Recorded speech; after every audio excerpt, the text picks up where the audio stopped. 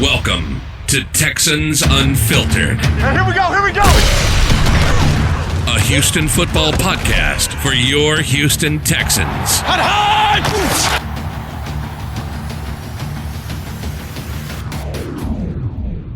All right, guys, and we're back after a Texans victory over the pond against the Jacksonville Jaguars. John, you know what? Actually, real quick plug, Run Game Clothing. Go to rungameclothing.com for all your Texans fan apparel, Astros fan apparel, and, of course, Houston Rockets fan apparel. Go to rungameclothing.com. Use promo code UNFILTERED for 15% off your order. Texans Unfiltered is brought to you by Run Game Clothing. John, wow, like that wasn't a complete game.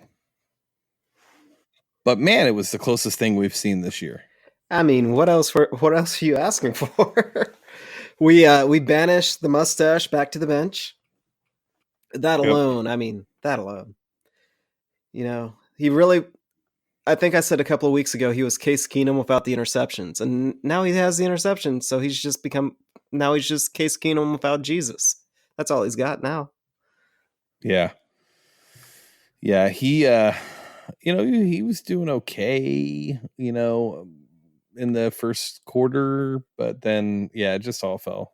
I don't want to downplay what he did in the time that he was a starter because, being, what was he, a 7th round pick? He's a 6th round pick. Again, to be a rookie. From Washington State. He played at East Carolina. He played at Washington State. He's an air raid quarterback.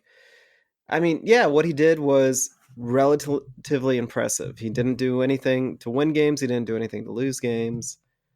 Which is hard to do in this league. And I'm not league. hating on him when I'm saying that he's a Case Keenum light. He may be if that's probably going to be his career path. He's going to go to a couple of teams that need an average quarterback.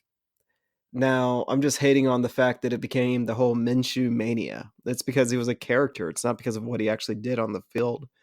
He was it's the NFL's version of Linsanity. Yeah, he was just fine on the field. He was nothing spectacular. He was safe, except he liked to fumble the ball. He fumbled the ball a whole lot.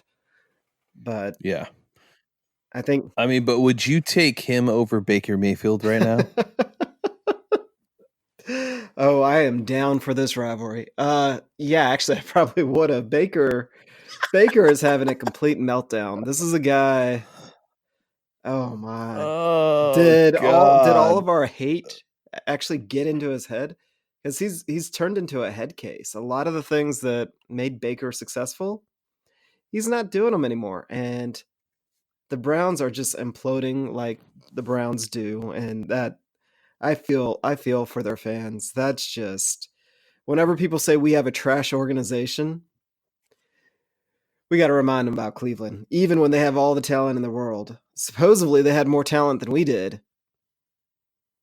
And they do have they've got a great roster. They really do, between Myles Jarrett, Denzel Ward, and on defense, and then Nick Chubb and Odell Beckham Jr. on offense.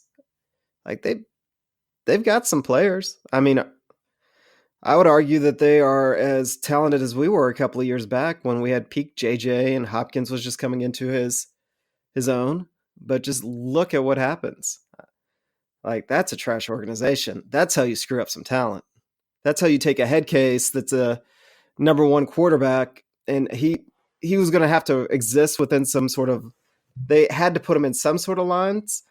And he just, no, dude, it's great. And it's awful at the same time. But their fans were all assholes this summer when we were all going like, what the hell? Why is Baker ranked above Deshaun? And what we had to deal with from their fans because we made that simple observation. Yeah, they deserve it. Well, I think the part about that entire exchange or narrative that happened over the summer and during the off season, I find it really strange that none of the national media that decided to choose Baker over Deshaun have come out and eaten their words. Nobody's called them out for it. I believe Dan Orlovsky is one of them. Dude, Nick Wright. It's a very, very common thing in sports media. Nobody admits when they're wrong. That's why there's a Twitter. But I mean, that's a big one. There's a Twitter account, Freezing Hot Takes. You say something this week and we move on to the next. And, we admit we're wrong. And I think that's probably one of the things that people actually do like about us, because we do our apologies. We admit we're wrong. We admit we're human. We don't just keep moving on to the next take or the next guy we're going to dish. It's sad. It really is kind of sad. Granted, that's kind of like a great segue even to Houston Texans coverage this year. We just manhandled the Jaguars, and still the national media isn't saying that the Texans are good. They're saying, look at how the Jaguars blew it, how Minshew imploded. Like it was all self-done. Like we did nothing except just kind of show up. There are the good ones are paying attention though. Like Colin Cowherd has had us in his Super Bowl bubble. There's 8 teams in that bubble from the beginning. And then, today he talked about how we just absolutely destroyed the Jags. Nate Burleson. I mean, there's been some, but yeah, it's not the leading narrative that is happening. And, it's a big week in sports where, the Ravens hand it to the Patriots. Everybody had to know coming off that victory on Sunday you can tell how a Sunday ends, how the week will go for the national media. When things like Ravens beat Patriots, when the Patriots have looked so good all year, and a lot of times, people are saying, well, they had a weak schedule. Look who they played: Washington, Miami, New York, Browns. Like, I get that. I totally get that. But they didn't just barely beat them. I mean, they literally dismantled each individual team. No. I mean, look what they did to the Jets on Monday Night Football. That's when you're a great team, is when you're beating teams by the way that the Patriots are beating the bad And teams. I'm not going to disagree saying that we should have taken anything away from the Ravens dismantling the Patriots this past week. And I mean, not necessarily dismantling, but beating the Patriots. I'm not saying that we should have taken over the top story, but when they're 15 minutes in and they finally get to our review, they could have said something more than, can you believe how bad the Jaguars have just imploded? Seriously, we had nothing on top of that. And there has been a couple out there that are starting to put Deshaun up into the MVP tier. And there's a lot of them, that's becoming more and more. And hopefully that kind of continues. Coverage for that game is very similar to how coverage about both Deshaun and Baker Mayfield all summer. Now, when Deshaun does something well, it's still downplayed. And Texans as a whole, when they do something well, it's very much downplayed. Again, the Jaguars, they're a mediocre team. Gardner Minshew, again, he's average. He was fun. But for us to go out there, just completely wax them. And Deshaun didn't have eye-popping stats. And who was it, that stupid analyst out there that said, oh, he doesn't have the wow factor? He doesn't have the wow stat. You actually wow play after wow play after wow play. I forgot who that was. Again, Deshaun right now, this game right now, covered exactly the same. Again, Russell Wilson is having a fantastic year, so the huge spotlight's on him. Just like the Ravens beating the Patriots, the huge spotlight's on them. For Deshaun to go out and just keep winning, they kind of put him at the bottom of the tier. For the Texans to go out, and part of it is they still think we need a GM, or we're still getting hated on by a lot of the media because we don't have a GM. We're still kind of like that bubble team, when there's a very good chance that we're actually good. I agree. I think, one thing I've realized that with the national media the day after Sunday is it's typically, they typically pick up on what happened last, so the Sunday night game tends to be a big thing. and then some of the later afternoon games. Considering the fact that we played at 8:30 in the morning, I'm wondering if that played a part. I think overall, though, and I've said this before on here, overall, the lack of coverage and the lack of respect shown to the Texans really just stems from the fact that we've always been the almost team. I mean, we've never made a deep playoff run. We've never really beat a really good team. You could say the Chiefs, but, people will say ankle and, Pat Mahomes and, things like that. So I still think, like, a lot of people have said that the Chiefs game was a statement win, like BOB's first statement win as the head coach. To be honest with you, I just don't know if there really has been one yet. I know the excitement of the Chiefs game, but I don't know. I don't think the Chiefs are what they were last year, even with Mahomes being healthy. I really don't buy the Chiefs. I said that last year. I said it before the season started when I traded Mahomes in fantasy because I truly didn't expect them to just continue. The Ravens, if we can beat the Ravens after the bye week, I think that will start to turn some heads. I think we need a win against a very, very good, high-quality team. And there's some tests coming up for us to be able to, if we really want to garner that national media, which that locker room could care less about that. But if fans are really looking for something like that, then this team needs to beat the Ravens, and they need to beat the Patriots. That's how you make a name for yourself, by beating playoff teams during the regular season. And, we really haven't yet. I mean, the Raiders aren't going to make the playoffs. No, you're not wrong. Are you on? Okay. You're not wrong. We do need to go out there, and the Ravens and the Patriots games are going to really shape the narrative around the Texans. It's just one of those things that after we had,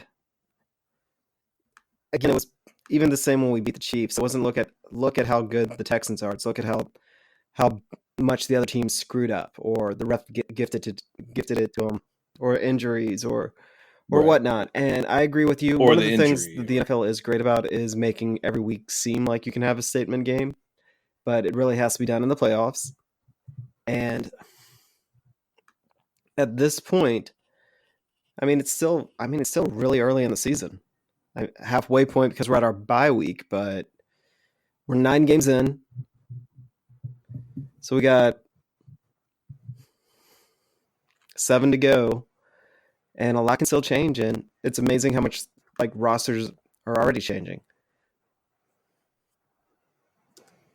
Yeah, no, I agree. The schedule, we'll get into all that next week as it is a bye week. So we'll be able to dive into the rest of the schedule and kind of give our mid-season grades on kind of where the team is and what our expectations are. Did they meet them? Did they not? Let's hop into this Jaguars game. Off the top of my head, the first thing that comes to mind about this game is that Deshaun Watson was in control from beginning to end.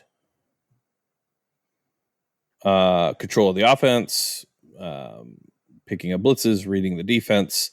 Deshaun was really just in full control of this game from the time that he took his first offensive snap. Yeah, and he never got impatient. Part of Deshaun's downfall in the past has been that even if the defense isn't giving him the big play, he's going to go out there and he's going to try and make it. And this game, he literally nickeled and dimed them to death. Again, his stats weren't eye-popping. There was a couple of very crazy plays, but relied on our running back and just controlled the game. He never put us in a danger of losing the game.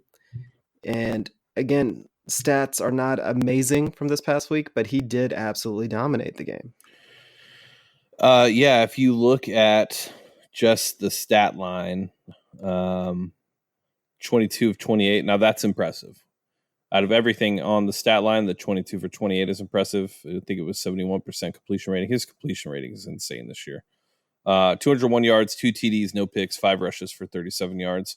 If you didn't watch the game and you just looked at the box score, you'd just be like, your average game for a quarterback. But when you watch the game, you could just see that he was in control the entire time. He was very decisive, quick to make his decisions, was feeding the rock to everybody, minus Keke QT, who we will get into in a little bit. But yeah, I mean, this is what you expect from a franchise quarterback, is games like this against teams that are less superior from a talent perspective, and then also just on the opposite side, when you don't really have a good quarterback, you should beat these teams, and you should beat them 26-3.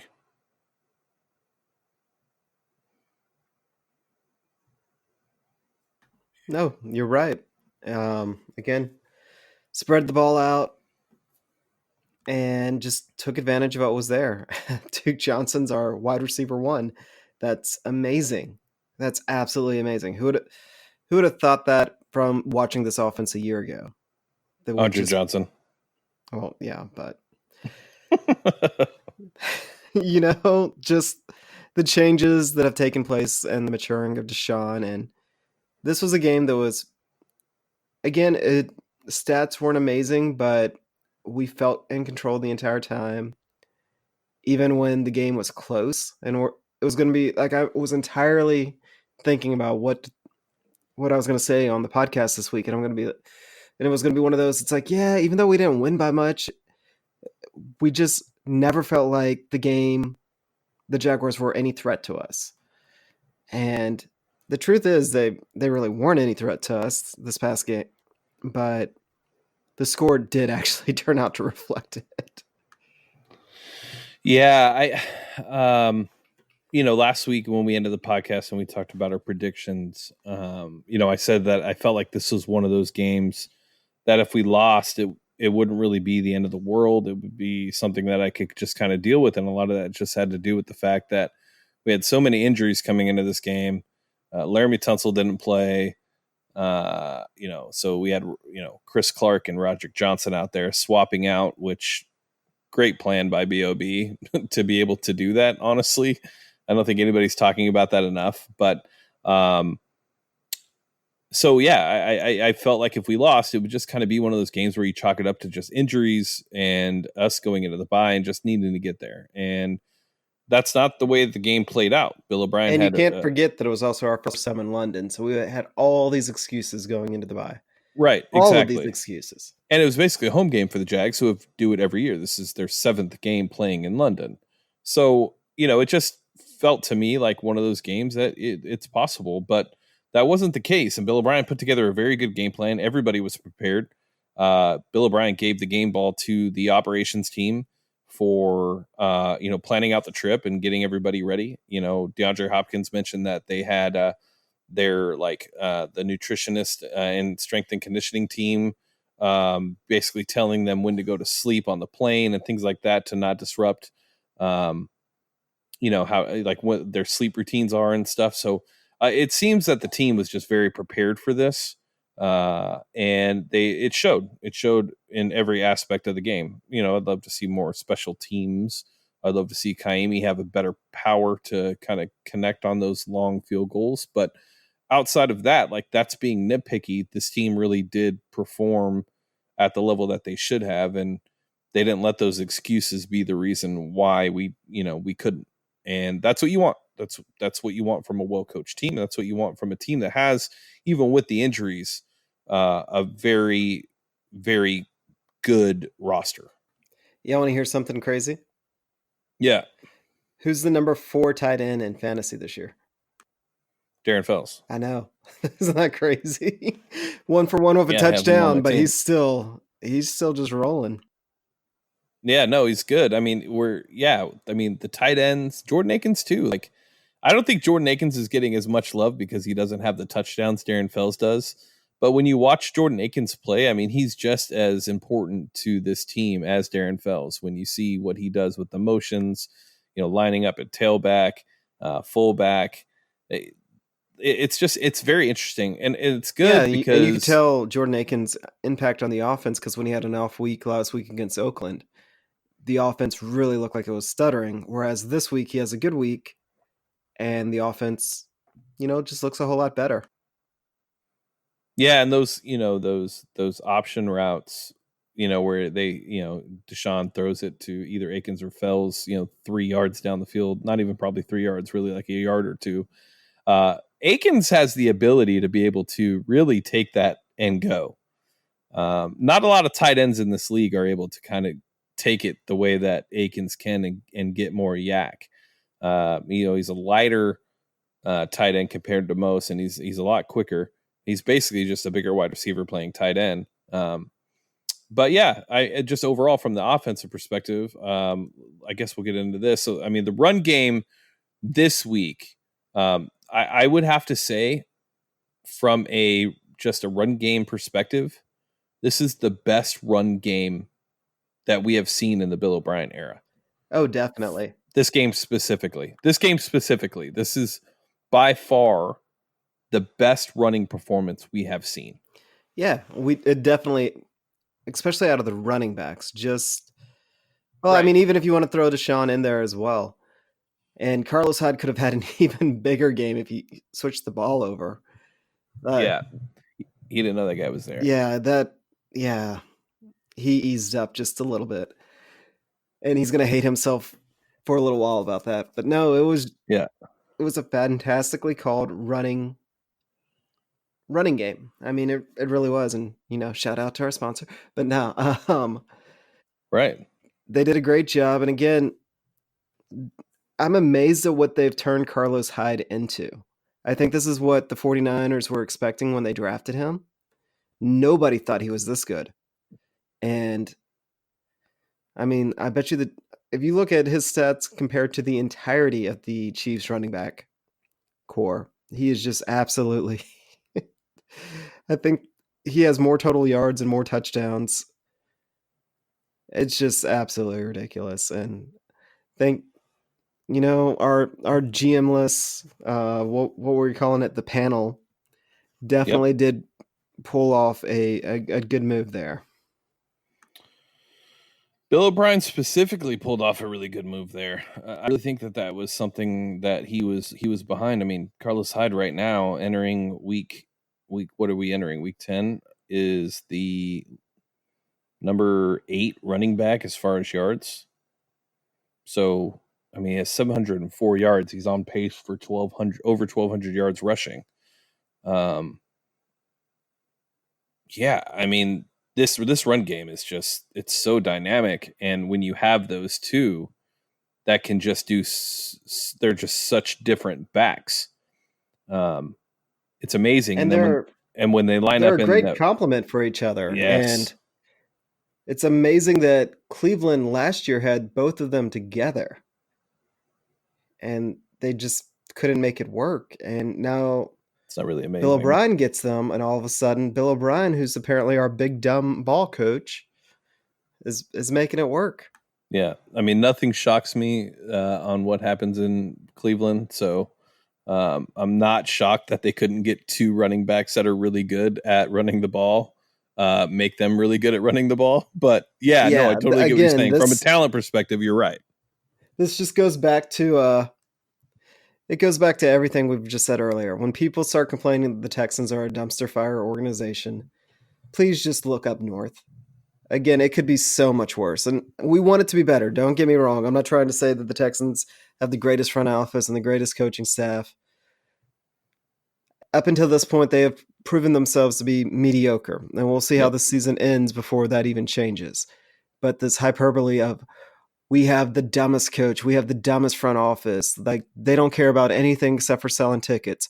All that's a bunch of bullshit. They do care about winning. They just haven't had much success in it. And if you want to see an absolute dumpster fire that is just literally just collecting their paychecks, look up north. Literally all up north. You have Cleveland, New York. You don't have Buffalo yet. But it's really interesting. So, Carlos Hyde, 19 carries, 160 yards. Fantastic game from Carlos Hyde. He's so aggressive when he runs. Like I said, this is the Ohio State running back Carlos Hyde that everybody thought you were going to see in the NFL. We're just getting it 4 years later. So he's just been the boost that we need at that position. Duke Johnson, 7 carries for 13 yards. That's not where he shined. He did get us a couple first downs on third down, but 5 catches for 68 yards, and then he just destroyed a safety and sent him back into last week. And that's the second time in 2 weeks that he's done that. That catch by the Raiders game where he literally most running backs would have dropped the ball that he got hit on in the Raider game. He held on to the ball and scored. It's interesting when they both line up in the backfield, what that does to the opposing defenses, because either one of them can run the ball and either one of them can catch. But when Duke has the ball in his hands in open space, it's just good luck. Just good luck. And, it's funny, the story came out today that Andre Johnson is the reason why we made the move for Duke Johnson, and that they've trained back in Miami. And obviously Duke Johnson went to the U. Anybody that knows anything about the Texans and Andre Johnson know that that's Andre's alma mater, and he's a huge Hurricanes fan. Still does a lot of stuff over there in Miami. So Andre Johnson was the one that put it in Bill O'Brien's ear to make a move for Duke Johnson. And for everybody that was like, oh my God, we gave up a 3rd round pick. I mean, I don't know what Duke Johnson's stats are for the season receiving. I will look them up as I am talking, and as I delay my speech as long as possible to be able to do so. But it looks like he has 287 yards. That I don't know if that's true. Maybe it is. No, that's not true. Let me see. Rushing, he has a total of 287 yards. Receiving, he has a total of 228 yards. So he's at 500 yards. He has 2 TDs, 1 rushing. I mean, he's really been really good for us. I mean, he really has. And Bill O'Brien's honestly getting the most out of Duke Johnson. A lot of talk has happened about DeAndre Carter taking Keke's spot. But it's not just DeAndre Carter that's taking Keke's spot. It's also Duke Johnson that's taking Keke's spot. And that seems to be something that people are overlooking. Duke Johnson and the tight ends. They're playing more 12 personnel with 2 tight ends out there, as they should be, with Aiken and Fells just doing everything that's asked of them. Aiken's had a little bit of a rough game against the Raiders, but that was just catching the ball. He's still out there blocking, and they're still able to provide more protection. And that's what's, as much as anything, that's what's hurt Keke. Granted, we'll get into him in a little bit, but I mean, DeAndre Carter isn't even out there that much. Stephen Mitchell isn't even out there that much.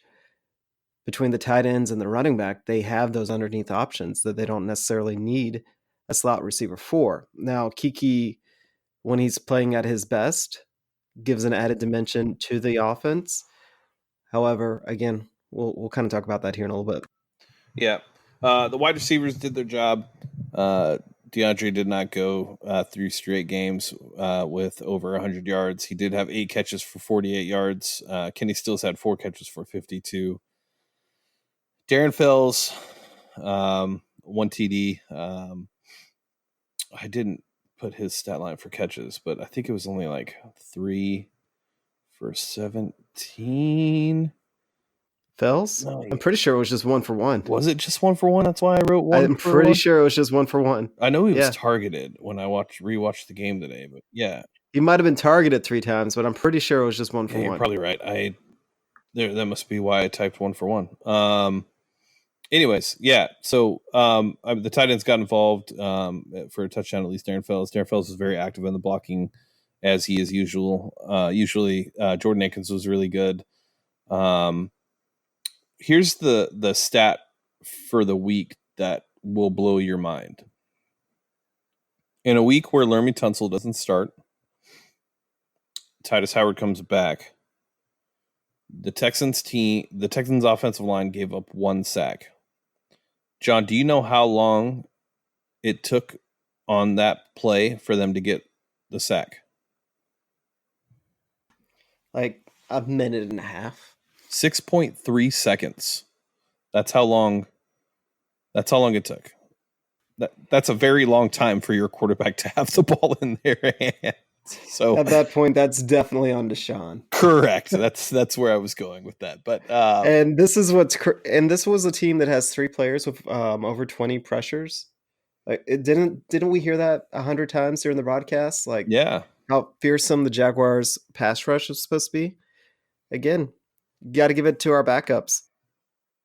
God, I don't know if I'm allowed to say this, but I think you got to give Mike Devlin some credit.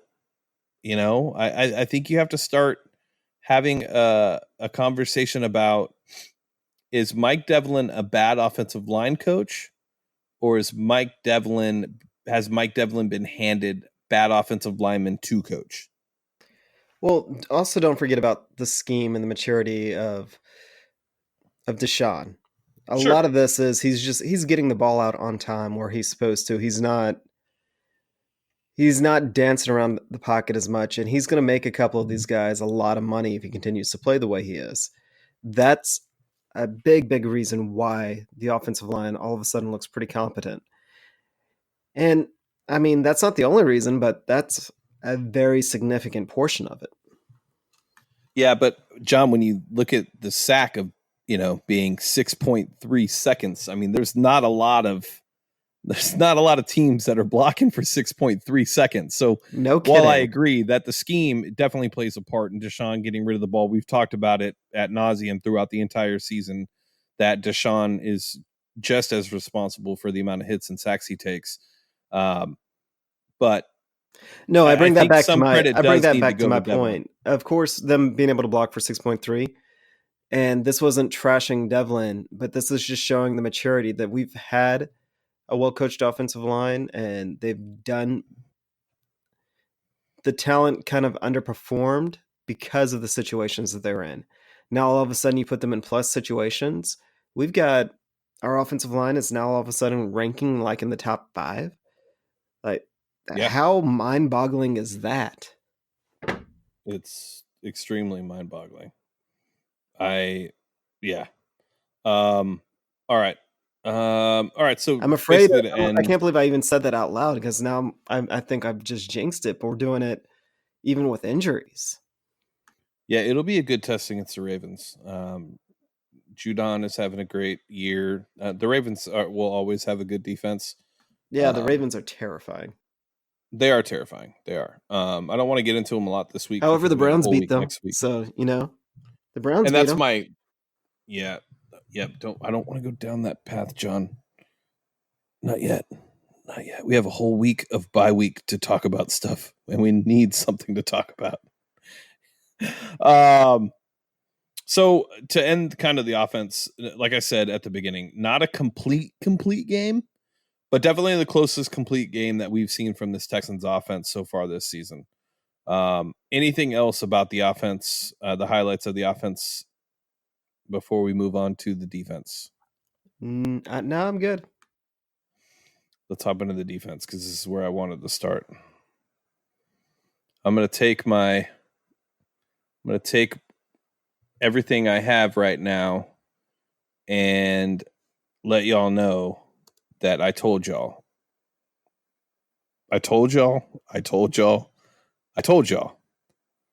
Gary and Conley is literally the real deal. And he showed it on Sunday. And he's only going to get better. Just keep in mind, this is also only 2 weeks in this defensive scheme. And what he did in the second half, probably the best cornerback performance we've had in the last 2 years. No, I mean, our defense is going to be something completely different after the bye.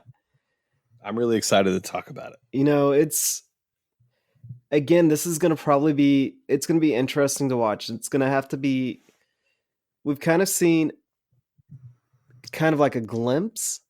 Again, Minshew Minshew, whatever the Mishu, guys. he had a noodle arm, and we all knew he had a noodle arm, It's extra noodly. extra noodly. And this isn't like, It's like blessed lo be mein. his noodle arm like DW4. This is like legitimate noodle arm. And Rack was very well aware of it, kind of schemed coverage for it. Us being able to play man, there was no capability for him to just kind of outsmart it. And we're going to have to play very similar to this going down the road. We're going to have to play tough man coverage and hopefully play very, very disciplined, and pressure and sacks and things like that will develop from that, playing discipline, not knowing where the pass rush is coming from, not knowing who's going to be blitzing. And sometimes it'll just be waiting for the quarterback to get impatient and make a mistake, which is pretty much the game plan that has always been used on Deshaun Watson. Will now be the team doing that as well. Yeah, I'm really glad that we made the trade for Gary and Conley. It's pretty interesting to think that after the bye, our secondary, which entering the season was the weakest link and our biggest concern, you and I, we ranked that above the offensive line. We said that the secondary was going to be our biggest issue. And then coming out of the bye, if everybody is healthy, I can't say that I have a ton of concern with the secondary moving forward, as long as everybody stays healthy, obviously, knock on wood, wherever you're at. But with Roby coming back, Lonnie Johnson coming back, your starting corners, what they should look like. Now, I'll tell you what they will look like. It should be Conley, Lonnie, Roby in the slot, J-Joe coming in specific schemes with formations. Those should be our three starting corners.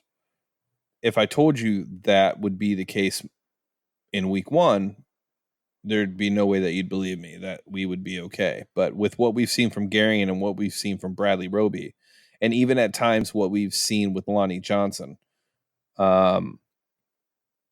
I feel a lot better about where the secondary is. Now, the starting corners will be Jonathan Joseph, Gary and Conley, Bradley Roby in the slot, Lonnie Johnson coming in certain formations. But, and maybe I'm wrong. Maybe it will be the younger guys. But I just, we know B.O.B. is loyal to his guys, even to a fault. It's probably his biggest downfall as a coach is he loves his guys and he wants to reward his guys and wants to take care of his guys. And J.J. really didn't have a bad game Sunday. He actually looked kind of rejuvenated. I mean, except for, when he tackles somebody and is out for the next 4 plays because he decided that he wanted to lower his shoulder and try to take out a tight end. I think there's actually going to be a rotation with our corners, and that's going to actually save J.J. And yeah, Bill O'Brien always wants to reward the guys that do things the right way in his mind. And J.J. definitely has been. Like, it's not a joke. He'll probably be a coach next year on our staff. But the youth and the speed and the length and the ability to play man that we now have, I wouldn't necessarily. I guess you do have to call it a strength. That in our linebacking core. However, I didn't get a chance to watch the all-22. I didn't get a chance to watch the all-22, and I still cannot understand why the middle of our field is always open. Is that on the linebackers? Is that on the safeties? It's on the safeties. A lot of it has to do with Jahil Adai dropping into the box and just not being quick enough to be able to get back. I think some of that will go away when Gibby comes back next after the bye. But even though Jahil Adai has had a good season for us, considering what he was supposed to be when we signed him. He was supposed to be our third safety. He obviously had a pick. I'm not going to say that pick was, it's not like he baited him.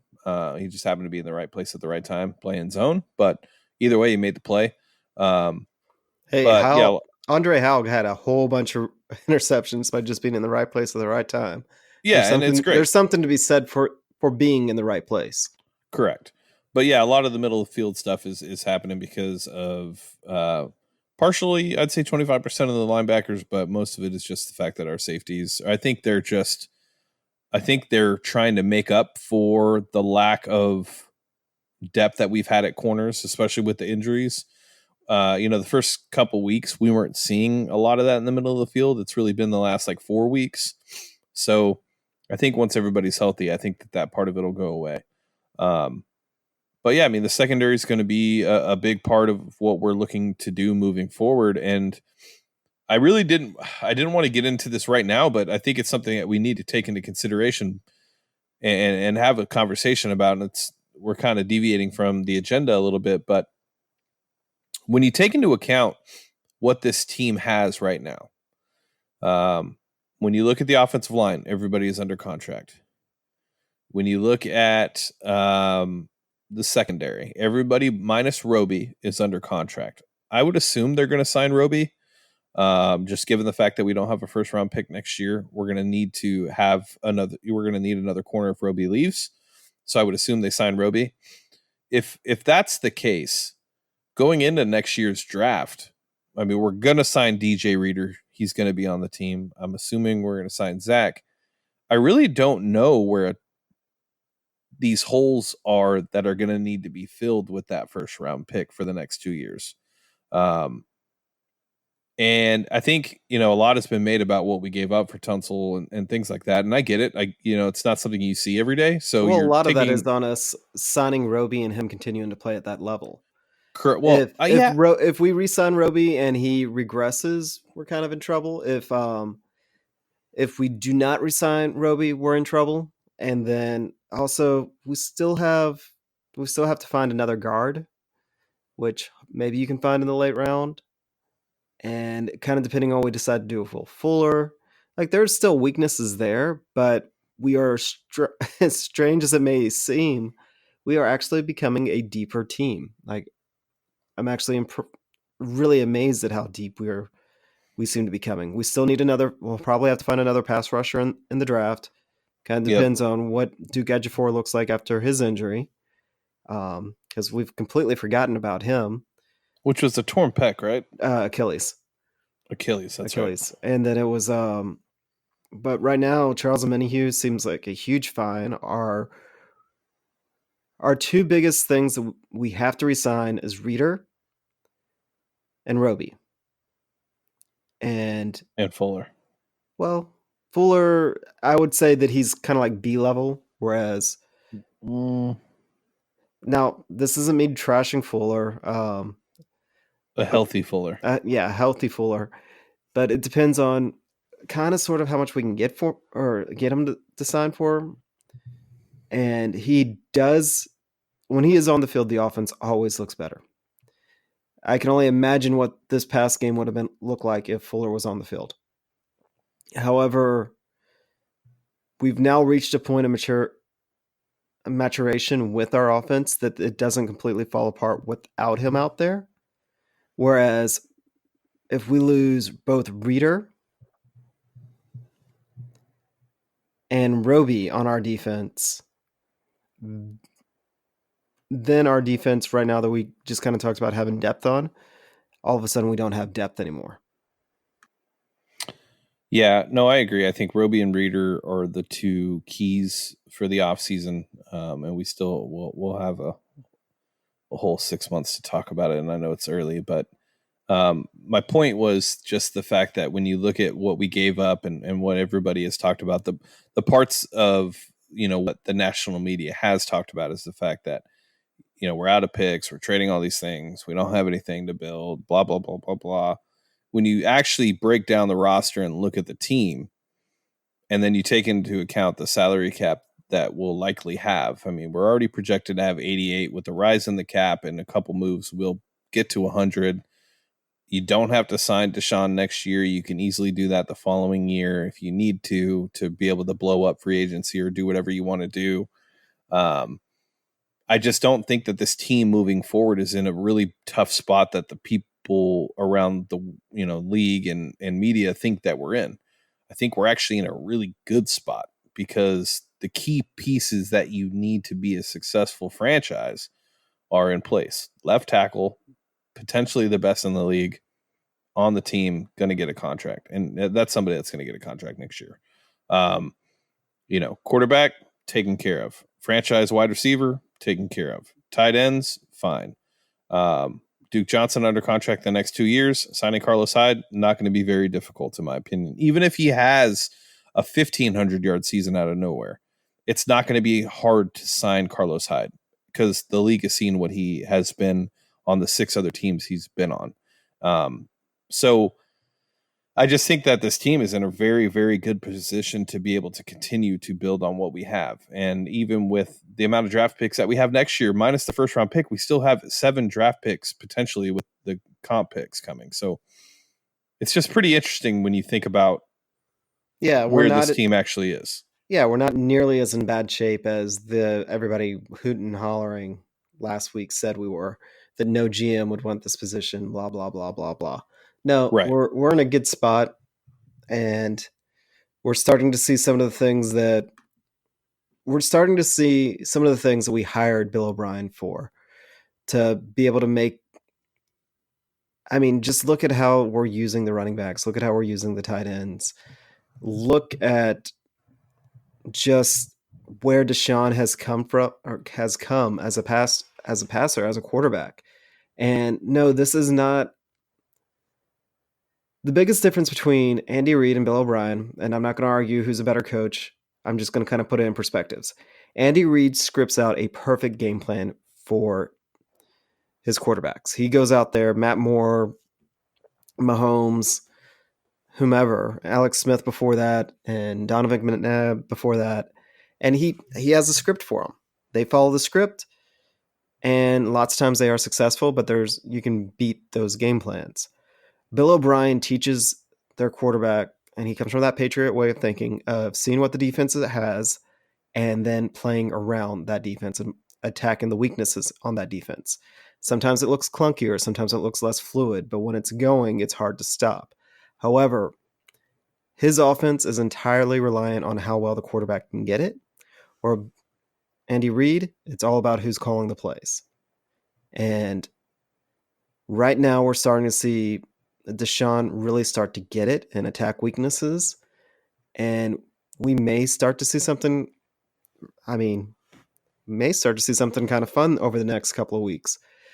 But again, it is kind of exciting to be here as a Texans fan and just kind of put a bow on it. Who would have thought even 2 weeks ago, which Houston area coach would the fan bases in general be least pissed off about?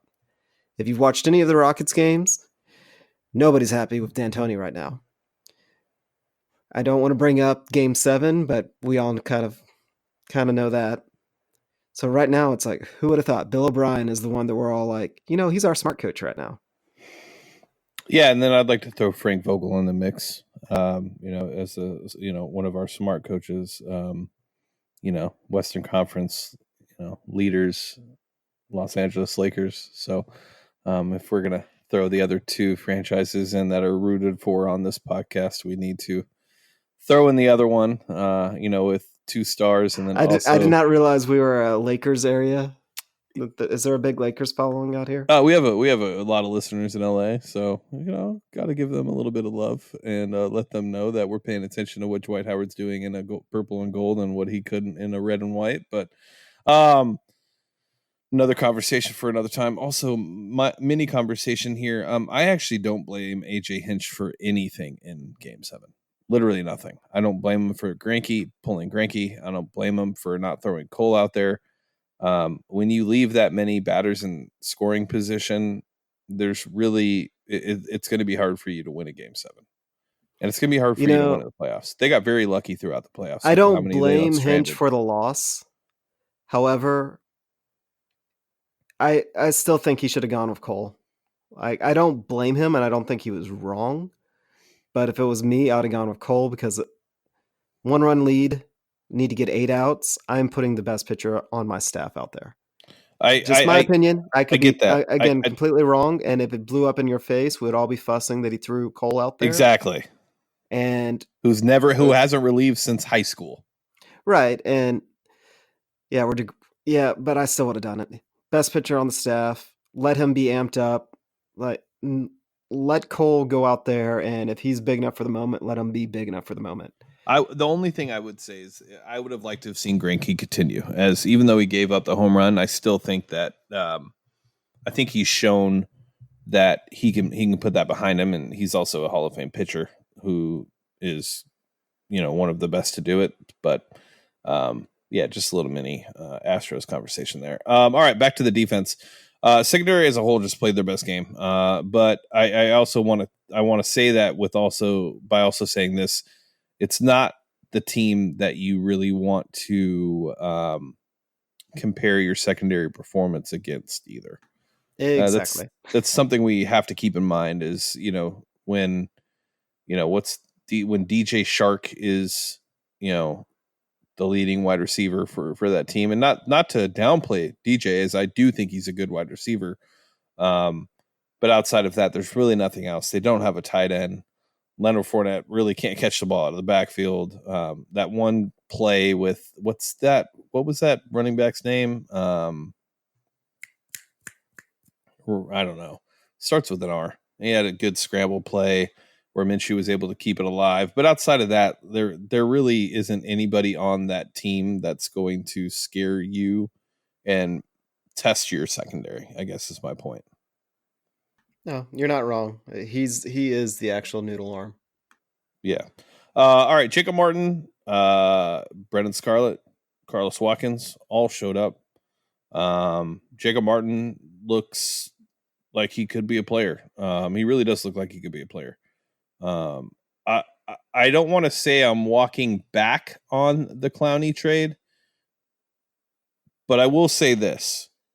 If in 2 years we're talking about extending Gary and Conley and he's our number one corner, when you look back at the Clowney trade, it's going to be very interesting when you kind of take everything into account.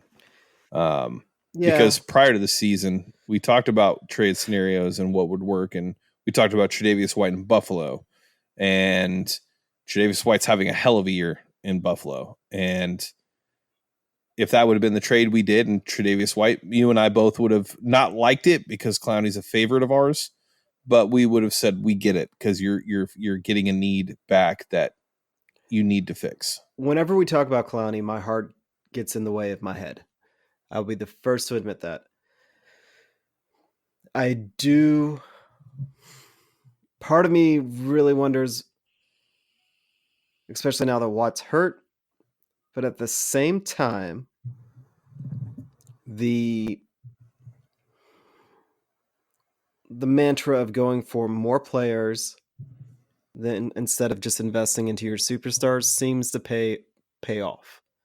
If both Martin turns into something and Connolly turns into something, then again, it's just one of those things where you're taking more shots. Or if you have all of your chips on Clowney and he doesn't perform, you're SOL. Whereas if Connolly has a couple of good seasons and Martin has a couple of good seasons, it's spread out. And if one of them gets hurt, the whole season isn't shot. And it does help that, Clowney's not having a great season up in Seattle, but he's coming back. Wouldn't that be something?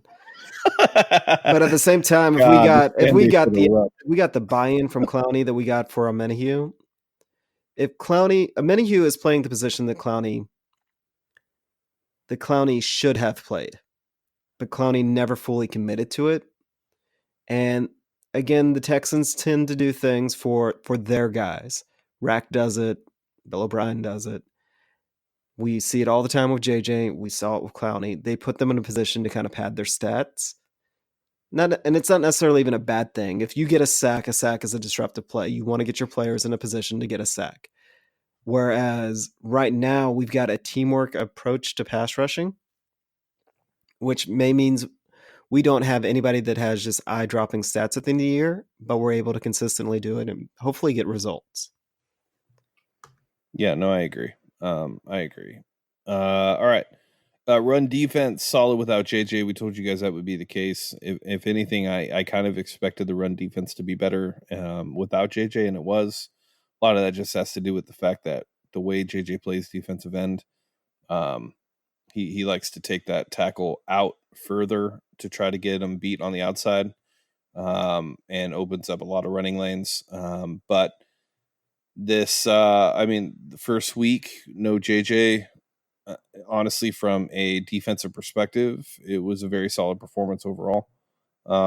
Same song and dance, obviously, every single time that we have this podcast and we record. BMAC, Zach, DJ, just they stand out on film. When you watch the film, those three are just really the key guys on defense. A lot of the run defense comes specifically from just those three guys. Cunningham is really good getting behind the line of scrimmage pretty fast and being able to take down the running back. BMAC is just great at stuffing the run. He's also gotten a lot better.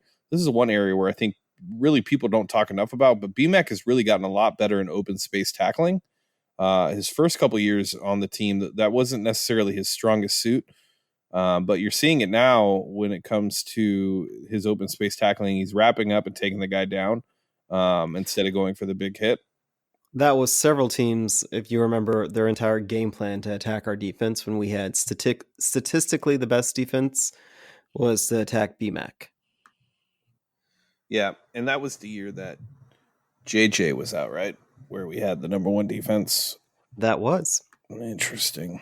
We'll get back to that later on. So, yeah, the typical starts on the defense, BMAC, Zach, and DJ.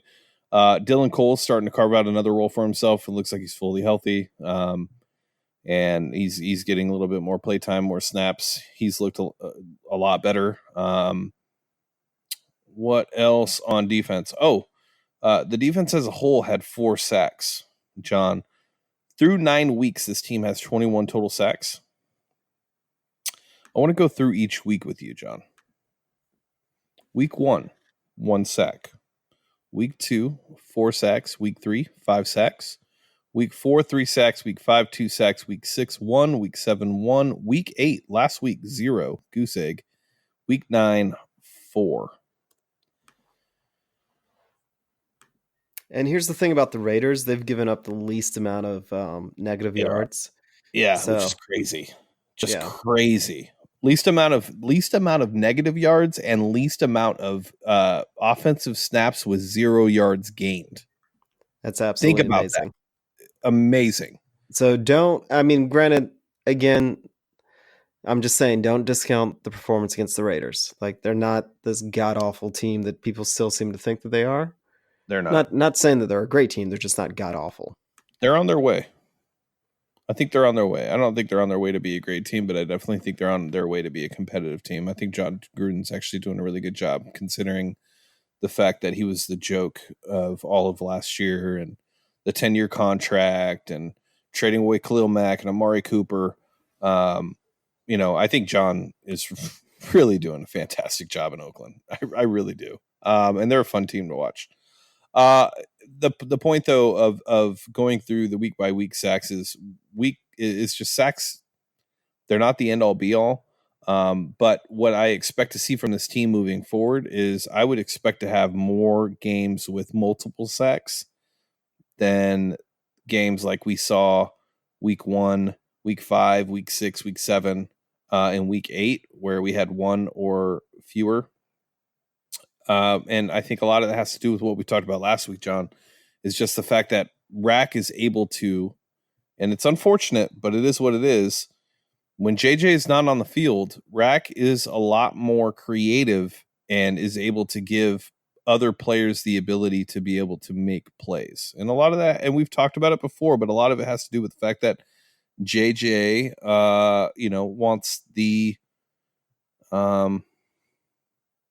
matchup best suited for him and wants to line up in the spot that's best for him. And we've seen it. We mentioned earlier in 2015 when we had the best defense in the league. That was without JJ Watt. That was just Merciless and Clowney, and we didn't kill it on sacks with those two. I think they had a total of 14 together. So I don't know, John. I think I put it out there in the Twitter sphere earlier, but I wouldn't be surprised if this team for the remainder of the season from after the bye on ends up being a top 10 defense.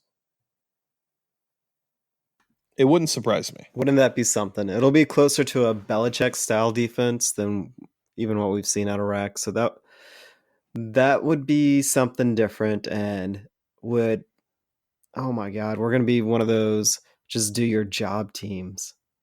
Like you could hear it already.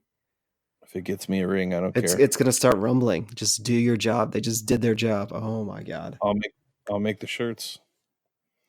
All right. That's it on the highlights for the offense and defense. Lowlights of the offense, just some of the things that popped out at me on film. God, Stephen Mitchell, why did you stop running that route on the throw from Deshaun? Because that would have been 6. That would have been great for you. Deshaun's reaction was perfect. It was like, dude, why go? Just go, bro. That's pretty much what he said. Go. Like, why did you stop? Go towards the end zone where I need you to be. And yeah, that would have been a very interesting play for both of them. You're not seeing a lot downfield, and a lot of that just has the fact that Will Fuller's not in the game. I also think it was also Keke not being in the game. They were well aware of the pass rush from the Jaguars, and they were gonna game plan around it, and they did an excellent job of that. And part of it just shows the growth of Deshaun, because he wants to take those shots, and he just wasn't. They weren't there. It's like, don't get yourself killed sitting there trying to take those shots. Yeah, no, true. It's one of the things that we criticize Bill O'Brien a lot during the offseason and in the beginning of the season this year is just those long developing plays that, was getting Deshaun hit quite a bit and him having to kind of keep the play alive to be able to get players open. We're not seeing that as much, but that I think a lot of it also has to do with the fact I think Will Fuller plays a big part in that, obviously, because he takes the top off the defense. But I also think Keke plays a part in that as well. As I know that Duke's done well, but I think just not having that reliable slot wide receiver, I really think Keke opens things up quite a bit for this team. I really do. I think when he's on the field and he's doing what he's supposed to do, this offense is just completely different. And I know we're seeing with Fells and Akins, but when Keke's out there, when Fuller's out there, we tend to go more 11 personnel, which is usually more of a vertical attack. Whereas 12. Explain 11 personnel to the listeners, and you brought up 12 personnel too. Like me and you know what that is, and I'm not saying our listeners are dumb, right. But explain to them. What it's just a quick way. You kind of name your personnel based on how many tight ends are out there and how many running backs are out there. So I'm sorry. Yeah, tight ends and how many running backs. So 11 is one running back or one back and one tight end. 12 personnel is 2 tight ends, 1 running back. And if there's 11 personnel usually means there's 3 receivers on the field. If it's 12 personnel, there's 2 receivers, 2 tight ends, and a running back. It's essentially just a shorthand way of saying, is there, I guess maybe even a football way of saying, and I'm probably, part of me feels like I just kind of butchered this, but it's just a quick way of saying how many receivers are on the field and what type of receivers they are. There you go. All right, continue your point. But usually with 12 personnel, it's more short passing. You're relying more on the tight ends to do. They're going to be there for more. You're going to have tight ends in for protection. That's why you have tight ends in.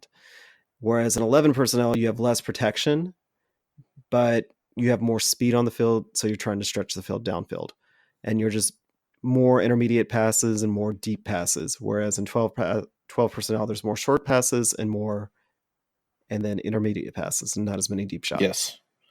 So it'll be interesting to see. I have Keke's in the doghouse. We'll talk about that a little bit longer. As far as the offense as a whole, not a lot of lowlights. The offensive line performed well. I think Bill O'Brien deserves credit for the game plan, 1, but also 2, the way that he used the left tackles in a spot start without Laremy Tunsil.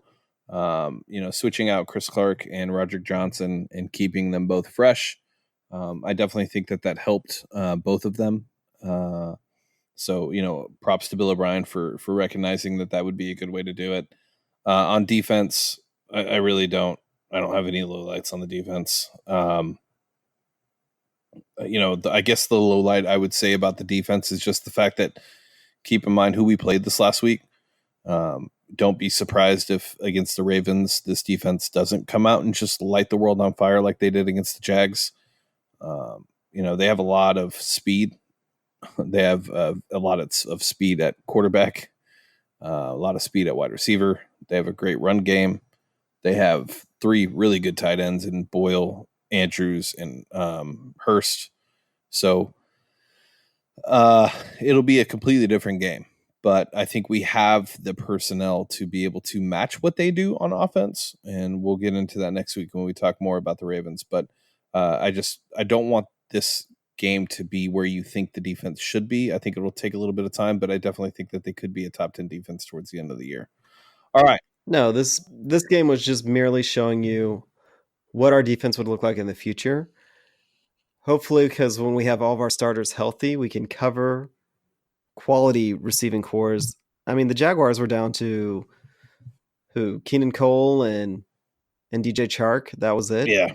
I mean, they're out of receivers, and Marcus Lee was put on IR last week. Yeah, and I mean, Cole is good. He's roasted us before. I mean, I think he's had 2 games against us, and Chark is having a breakout year. So it's not to completely downplay them, but they're more speed guys, and we just matched up with speed on them. Where I think the Ravens might be a little bit more creative. I mean, granted, Hollywood Brown is something else, and I don't know if he's going to be healthy by then. But the Ravens just have a crazy tight end group, and still their ability to run the ball because of Lamar Jackson and what he adds to it. They're a pretty scary offense, but we also got to remember the Browns found a way to beat them. So, yep. I think it'll be like how we expected the Chiefs game to go, just a ton of scoring. I don't think there'll be a lot of defense in that game, but we'll get to that. All right. Let's get to social media topics and press conference. Worst take of the week. Boy, Matt Weston, I had no idea who you were until today. What a way to find out who you are. Worst take of the week goes to Matt Weston, who, runs the Battle Red blog podcast. Smart guy, I guess, according to the listeners, not a smart guy and not a good podcast. Crazy. But his take was by far the worst of the week and potentially the worst of the year. We'll break it down at the end of the year to see who has the worst take. But this was his take, John. The Tunsil trade is bad. The Texans didn't even need him.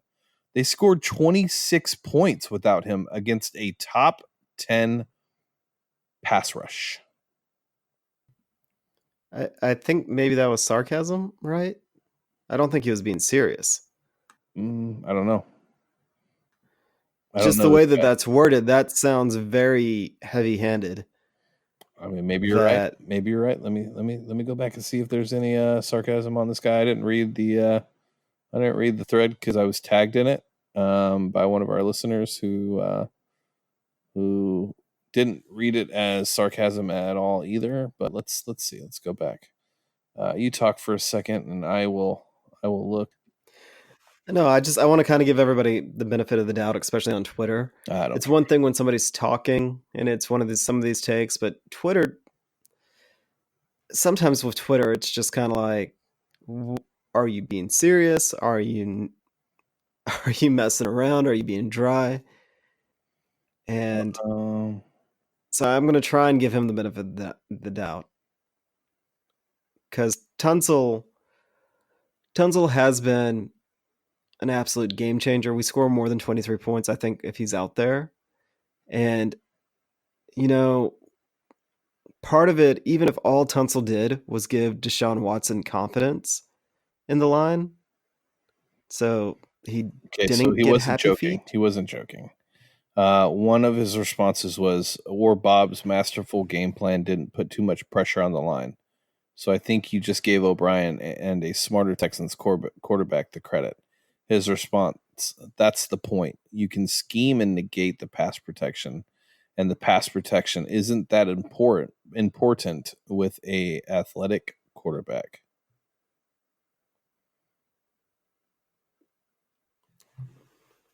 So there you go.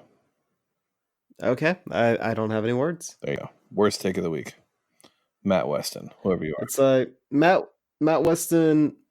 I've listened to his podcast. I listened to his podcast before we started our own. I'm not going to sit here and trash him, but I will say that he is one of the most negative people, including your uncle, that I have ever spoken to or heard speak about. Because I've interacted with him a little bit on Twitter, but not much. But yeah, he actually makes your uncle seem like a little ray of sunshine. It's kind of like, why do this so passionately that you have a blog and a podcast if you're going to be that pessimistic? Honestly, I think he's awful. I think he should have the ability to create a podcast, but we live in a world where everybody can do that. So, it is what it is. But one of his other takes was thinking of Gary and Conley getting beaten man coverage, but saving the day after playing the ball well. Oh no, what's that? I suddenly see Sharice Wright doing the exact same thing in 2018. I don't really know what his point is on that one is.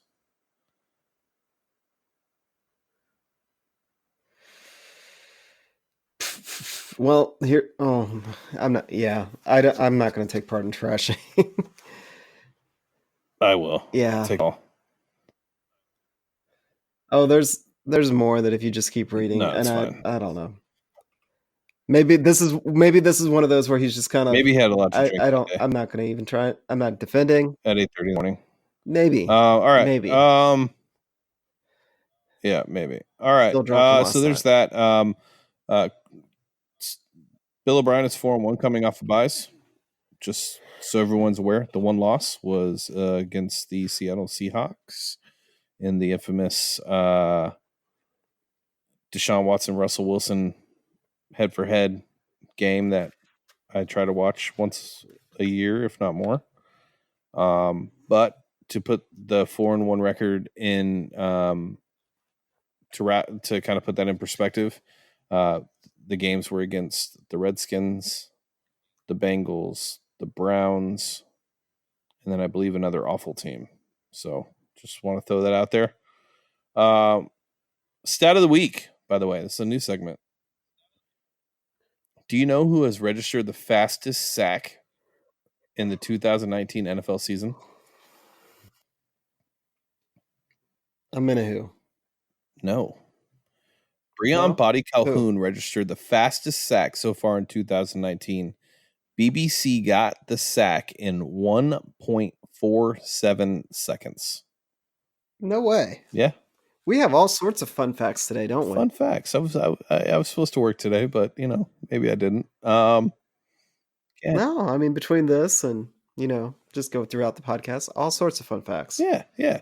All right, question from the listeners. And Nacho Daybro, this is perfect. Why is Keke in the doghouse? Is Bob letting his ego get in the way of starting Carter or Keke, or is Carter really having a better practice than Keke? I actually had this conversation with Devin earlier, and we kind of went back and forth. I think there's a little bit of in between for both. I think both parties are probably involved in this. I think Keke probably does need to pay more attention to details in practice. I definitely think that there's parts of it. We're seeing that. There's reports that he is cutting his routes a little short, and it's impacting the offense. Things like that. I also think that we've also seen when you're in Bill O'Brien's doghouse that it's really hard for you to get out of Bill O'Brien's doghouse, i.e. Jadeveon Clowney, Jalen Strong. There's a couple more, DJ Swearinger. Granted, Freeman, we'll give Bill O'Brien's doghouse a little bit of credit because when you get into Bill O'Brien's doghouse, he seems to be right. For Keke, the rumor that I've heard is he's not getting the details right in practice, which the Texans have lived with as long as you're producing. But once you start not producing, if you aren't practicing right and you're not producing during game day, they're not going to give you the games to get it out of your system. And I will actually give Bill O'Brien and Keke Kuti all the credit in the world for having a nice sit down and talking it out like, adults, instead of playing it through the media or just banishing him or just letting him sit and stew. And hopefully, Kiki's talented. Like, he's one of those guys that he could really help the team if whatever's going on gets straightened out. Yeah, I think I want to give Keke credit, but for sitting down with BOB, but given him changing his avatar to a black hole on Twitter and things like that, I think I want to give more credit to Bill O'Brien on recognizing that this is a young wide receiver. I need to sit down and talk to him and let him know that he is important to this offense and that he's done great things for us. And for you to continue to do those things, here are the things I need. And the talk must have went pretty well because Keke posted on his Instagram that he'll rise out of this and had a smile on his face. So Bill O'Brien ended the press conference, about Keke when he said that he expects him to come back from the bye week ready to go. And so hopefully this is something that's in the past and we don't ever think about it again. I like DeAndre Carter. I don't like him as much as Keke Kuti. I think Keke Kuti has the potential of being a top tier slot wide receiver in this league, just given his skill set and what he's able to do. Oh, Keke is so much better as a receiver than either Mitchell or Carter that it's not even funny. Right. That's why they've got to get this worked out. Yeah, and Keke's always open, by the way. I mean, like literally always open. So even with the short routes. But I understand the effect on the offensive scheme. So there you go, Nacho. Renee, did you read the article in The Athletic about removing the Chargers or moving the Chargers to London? And that would put the Texans in the AFC West with Dolphins to the AFC South, Chargers to the AFC East. I didn't read the article, but I saw a lot of talk about it. Kind of saw what that kind of sparked another conversation if they were to regionalize the conferences, what those would look like. I'd actually rather go with the regionalized so we can beat the Cowboys twice a year. But I didn't read the article, but Dean Spanos came out today and said there's he absolutely said there's no effing way that they are moving to London. It's not a possibility that they are in. They're in LA. That is where he wants to be, and that's where they plan to be. If that happened and we moved, I don't know that. Where would we go? The AFC West? Who's that? Kansas City, Chargers and Broncos, right? Yeah. No. Oh, that'd be interesting. I'd love to see Deshaun versus Mahomes twice a year. That'd be really cool. Well, I can speak from watching the Astros year round and watching the Rockets year round. Putting us in the Western Conference and anything just sucks. Granted, it's not as bad in the NFL because the game times are all standardized, but it just doesn't feel right. Now, I'm all for regional where we play the Saints and the Cowboys and I don't know, either the Chiefs or the Titans every year. Like Cardinals, I think is who it was. I think it was the Cardinals. Yeah, well, there was a couple of maps out there. One of them had there's a couple of different maps out there, and I saw the one of the Cardinals. I don't like the one of the Cardinals. I'd replace the Cardinals with either the Chiefs or the Titans, but I would love to play the Cowboys and the Saints every year, twice a year. Could you? Those would be actual rivalries, like us trying to make this one up against the Colts and it's legitimate on our side because they beat us for so long, but they don't really care about us. And the Titans should be one, but again, they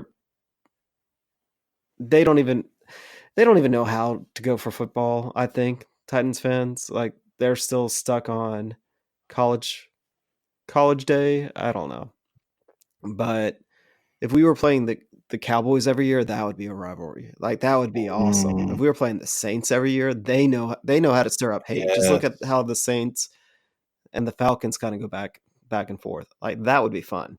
Yes, I agree. All right, Adam Sharples.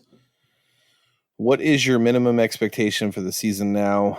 We're around the halfway point of the regular season. I think where we're at now is kind of where I expected us to be.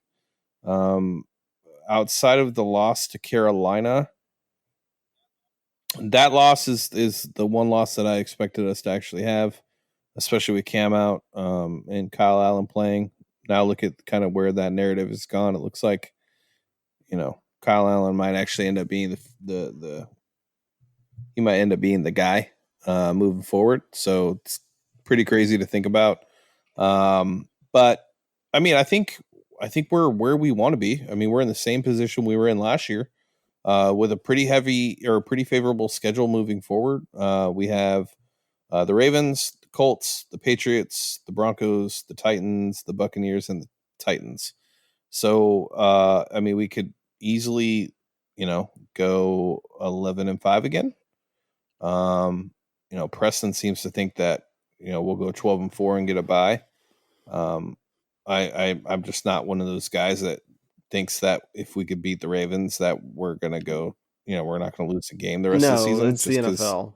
That's not how the league works. Right. It's a week-to-week league. Things change. You brought up the fact that Brissett's out. Brian Hoyer looked really good, and they would have won the game had Adam Vinatieri not missed the kick. So, I don't know. I feel good. I feel really good about this team. I will say that my expectation now, I think, is a little bit different than what it was entering the season. I think me and John both expected us to make the playoffs and, maybe win a wild card round. I think our ceiling entering the season was AFC Championship. I think now with how it's all going to come down to the defense and how the secondary plays the rest of the season for me. Yeah. I mean, I think our ceiling is now not just the AFC Championship. Like, I think our ceiling is now actually the Super Bowl team, which is crazy to think because I think I spent all summer saying, hey, let's enjoy this season, but understand we're not going to go to the Super Bowl. And now, I'm not saying that we are. I'm not even saying that it's very likely or that we should even be considered a favorite, but we are definitely, it's crazy to say, but that is in our range of outcomes, like a legitimately range of outcomes. Deshaun's growth has really just kind of proved it. When you have a quarterback, anything is possible.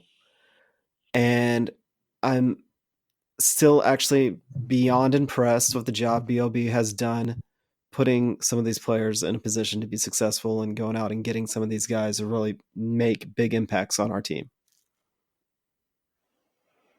Yep. No, I agree. I'm liking how aggressive Bill O'Brien is. Cali Texans, great follow. I love this guy. I love talking to him on Twitter. Very good fan. With all the good that DW4 is doing and how aggressive BOB is, do you think BOB will keep pumping up 4 and try to trade off JJ? At this point, with all the bills that are coming due, I think this is the perfect time to get max value for JJ. And he later added to the max value aspect. Let me read his tweet so I make sure that I give him the right credit for it, because he added context to that and said, there you are. Oh, where'd it go? Did you delete it? Don't say you deleted it. Oh, my premise behind it is JJ was awesome before he got hurt, and the torn pectoral isn't a career ending. So the last thing that teams saw was dominant JJ with 50 plus pressures or whatever the stat was. Thanks, gents. Yeah, I don't, when it comes to trading JJ, I think I would. I definitely would. But I'll tell you right now that if it crossed BOB's mind, maybe it will. But I'll tell you whose mind it won't cross and who will veto that trade immediately. It'll be Cal McNair because of the amount of money that JJ Watt brings into this organization. Yeah, so, they're not trading JJ. I'm sure. I don't see them. I am sure several of the football people. I'm sure there are several people out there that think that it is probably a great idea to trade JJ. I am sure that Bill Belichick would trade JJ. But JJ is our Brady. Hopefully we can get him to take a pay cut, so they're not trading him. The only way that they will potentially trade him is if our defense actually ascends and ends the season as a top 3 defense. Then maybe they'll have enough juice where they could. And this isn't even, and I wouldn't even be excited about it. Like, it's probably the right move to do. I'd be absolutely devastated, but it's probably the right move to do. And this is one of those where I think the team will probably think with their heart, because he is the heart, even if it's no longer his team. Like, it's definitely not his team anymore. They have definitely taken on Deshaun's persona, but JJ is still kind of the heart of Houston, if that makes sense. Yeah, no, I think that's fair. I think I'm more cutthroat. I'm very, when it comes to business, I'm able to separate the personal from the business. Even though JJ brings in a lot of money to the organization, I think I would probably make the transition to Deshaun really being the face of the franchise. I don't think you could probably ask for a better guy to be the face of your franchise, let alone he's also your quarterback. It's very rare that you get both of those things, as Deshaun is very JJ-esque. Maybe not to the level of what JJ is, but he's also only 3 years into his career. And I think Deshaun's very charitable. I think he'll do a ton of things for the community. He just launched his organization or his foundation. I would transition to making Deshaun the face of the franchise, because I think that you actually have more, well, from a skin tone perception, you can't market him to the level of JJ. Unfortunately, that's just the world we live in. How awful is that? But I would trade him, but that's just me. All right. All right. And all right. That's it on the questions. Great questions, guys. Appreciate it. AFC South update. Texans are 6-3. Your Houston Texans are sitting at the top of the AFC South division. Colts are 5-3. Jags are 4-5. Titans are 4-5. The Titans, God, you just never know. Like, we complain about not being able to know what we're getting from the Texans team, and then you look at the Titans and you're just like, what the hell? Like, Yeah, I feel bad for my parents, season ticket holders up there. oh Oh man. God, I just don't understand. Like, they have so much talent on that roster. To lose the games they lose is just incredible to me. Yeah, and how they lose is just painful too. Yeah. Jags, yeah, we beat them, so whatever. We don't really need to get into that. Do you Well, want the Jags are so ridiculously talented. I think they'll be fine. Yeah, they're going to be annoying. I'm glad we're done with them, but I'm sure they're just going to be one of those teams. It's annoying for everybody to play going down the stretch. Yeah, I would agree. And It's really going to be between us and the Colts, and I mean, this level of BS is the Colts. Well, we had all these injuries, blah blah blah blah. Look what we did. Whatever. I don't know. I mean, typically I would agree, but when you look at where their injuries have come from, and then also like the retirement of their star quarterback, like I honestly, I did not expect the Colts to be as good as they have been so far this season once Andrew Luck retired. I'd be lying if I said that I expected him to be as good. No, I'm still impressed by it, but when they fall just short, and they're gonna blame it all on all the injuries, like, to me, it's just kind of like whatever, because we always have to deal with stuff like this. No, we didn't have the level of Luck retiring, but we've had major injuries to our major players year in, year out. Heck, we it just is what it is. I don't know. They annoy me. Yeah, I mean, They just annoy me. I have no other way to put it. They annoy me. yeah, It's terrifying, because they do probably have the best front office coaching staff tandem, and so they terrify me. And yeah, they annoy me and they terrify me. yeah, fair. All right, you want to go around the league at all? No, let's just kind of save that for, I guess, next week, because we need to fill up a lot of time next week. Yeah, the only thing that I'm thinking of is just the fact that I picked the Chargers to win their division at the beginning of the season. And it's pretty interesting to see how now that they're healthy, what they're doing. So just a team to watch. I know when we beat them, they weren't the greatest team and they were struggling, but the last couple of weeks they've really turned it on and they put on a hell of a performance against Green Bay. So, all right, cool. Well, with that being said, you guys know where to find us. Outro will take care of everything else. Enjoy your bye week.